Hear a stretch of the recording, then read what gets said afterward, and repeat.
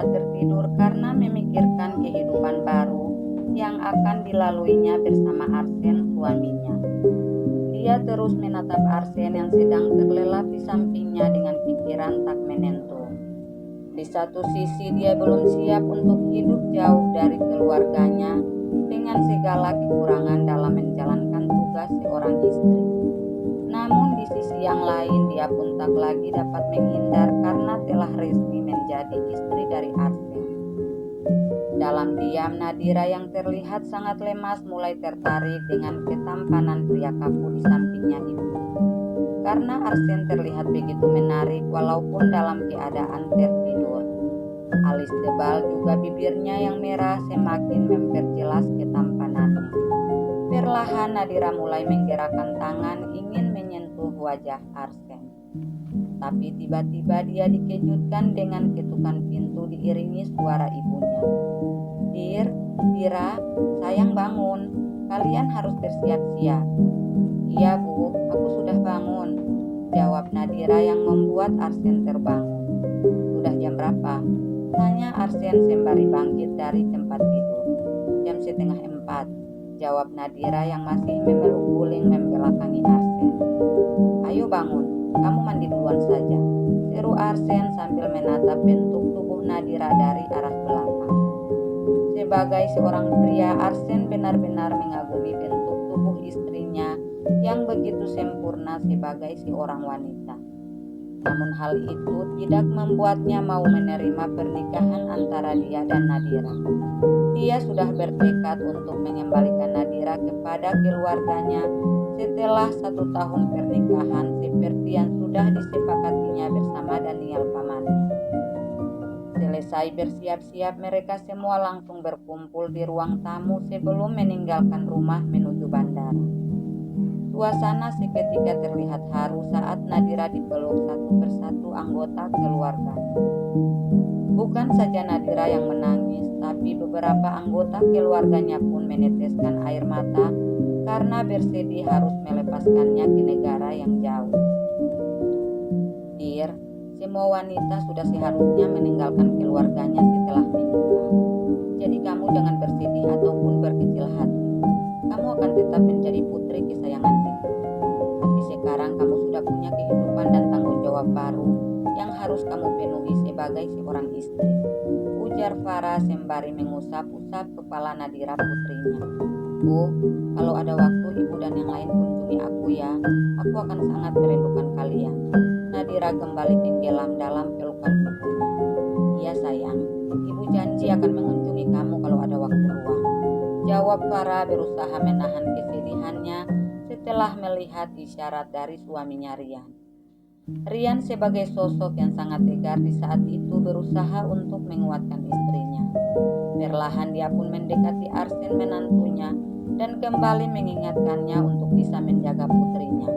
Karena sebagai seorang ayah yang begitu dekat dengan putrinya, Rian bisa mengetahui kekhawatiran putrinya hidup jauh dari keluarganya. Arsen, sekali lagi ayah ingin katakan, kalau ayah sudah melepaskan tanggung jawab padamu. Jadi kamu harus menjaga dan berusaha untuk membahagiakannya. Mengertilah semua kekurangannya sebagai istri. Dia belum punya banyak pengalaman dalam menjalankan tugasnya. Iya ayah, dia akan aku jaga dengan sebaik mungkin, jawab Arsen sesaat melirik ke arah Nadira. Ya sudah, kalau begitu kita langsung pergi saja ke bandara, seru Rian dan mereka semua segera bergegas pergi dengan mengendarai beberapa mobil. Dengan berderai air mata, Farah juga beberapa anggota keluarganya melepaskan kepergian Nadira. Mereka hanya bisa menatap jet pribadi milik Arsen terbang menembus awan sambil melambaikan tangan walaupun sudah tak dapat melihat Nadira. Sebagai seorang ibu yang begitu dekat dengan putrinya, kesedihan Farah tak dapat lagi dikendalikan melihat kepergian putrinya. Sementara Nadira juga tidak berhenti menangis dengan kepala tertunduk tepat di samping Arsen. Dia benar-benar tak sanggup meninggalkan orang-orang yang dia sayang. Melihat keadaan Nadira, Arsen juga pamannya hanya bisa saling menatap tanpa bisa berkata-kata. Walaupun baru mengenal Nadira, Daniel sudah sangat menyayanginya seperti anak sendiri. Waktu berputar begitu cepat. cepat. Tepat pukul 12.30 siang waktu Jerman, jet pribadi Arsen mendarat di bandara kota Berlin.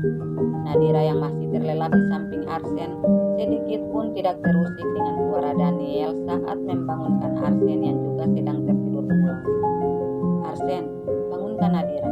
Kita harus cepat pergi sebelum ada yang mengetahui kedatangan kita. Paman gak mau terjadi apa-apa saat ada Nadira," ucap Daniel yang sedikit khawatir dengan keberadaan Nadira.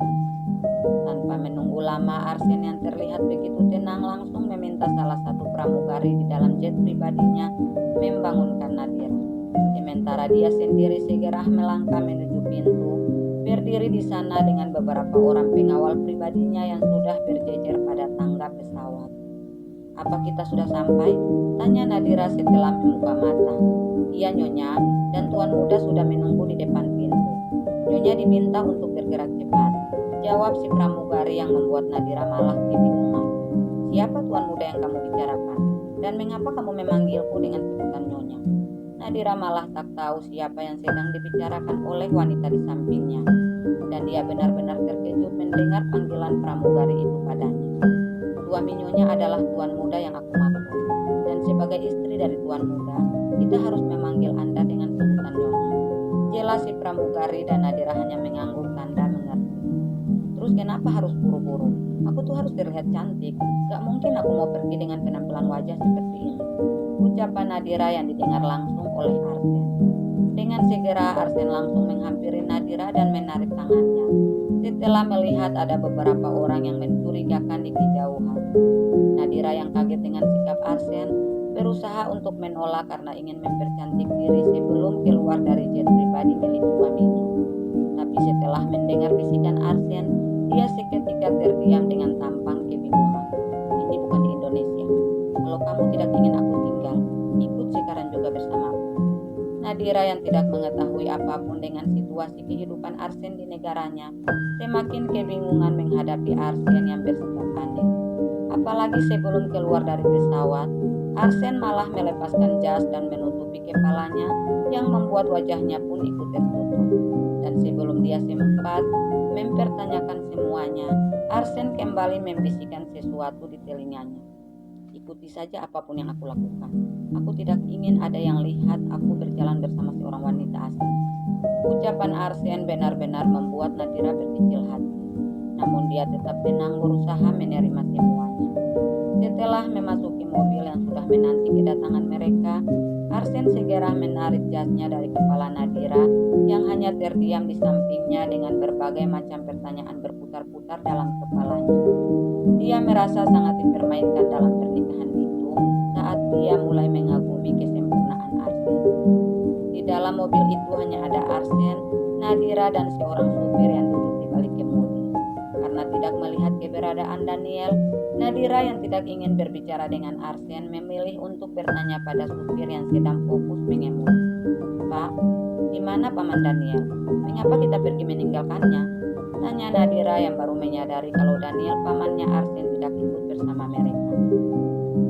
"Tuan Besar sudah duluan pulang dengan mobil yang satunya, karena Tuan Besar memang tidak bisa berlama-lama di luar rumah," jawab pak supir yang membuat Nadira makin tak mengerti. "Loh, kenapa bisa seperti itu?" tanya Nadira dengan tatapan mencari tahu. "Karena Paman lagi kurang sehat," jawab Arsen sebelum supir sempat bersuara. Arsen sepertinya memang sengaja menghalangi pak supir yang akan menjawab pertanyaan Nadira. Dan jawaban yang dilontarkannya barusan itu hanyalah alasan karena keadaan Daniel terlihat baik-baik saja.